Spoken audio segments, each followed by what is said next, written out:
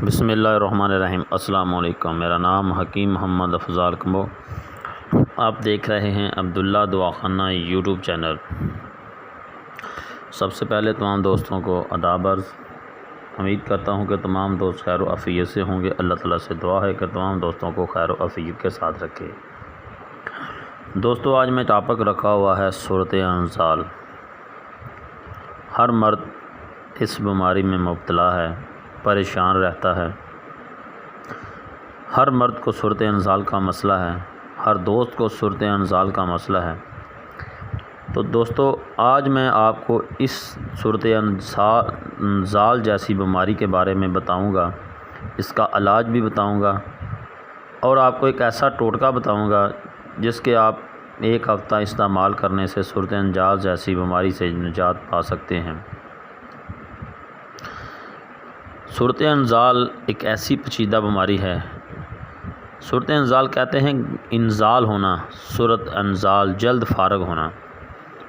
جو مرد اپنی بیوی کو سیٹسفائی نہیں کر سکتے، جلد فارغ ہو جاتے ہیں، ہم بستری کرنے سے پہلے ہی فارغ ہو جاتے ہیں، یا ہم بستری کرتے وقت وہ اپنی بیوی کے ساتھ حق زوجیت جو ہوتی ہیں وہ ادا نہیں پوری طریقے سے کر سکتے، تو وہ فارغ ہو جاتے ہیں، جس کی وجہ سے ان کی زندگی اجیرن بن جاتی ہے۔ اکثر گھروں میں لڑائی جھگڑے شروع ہو جاتے ہیں، مرد کی عزت کم ہو جاتی ہے۔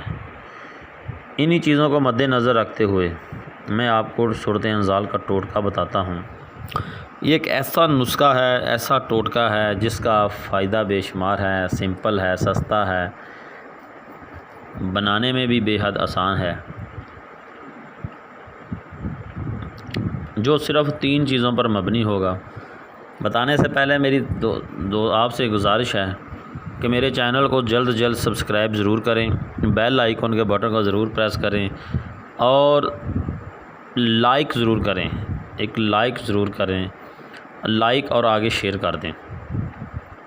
اب میں آپ کو صورت انزال کے جو 3 چیزوں پر مبنی ٹوٹکا ہے وہ میں آپ کو بتاتا ہوں۔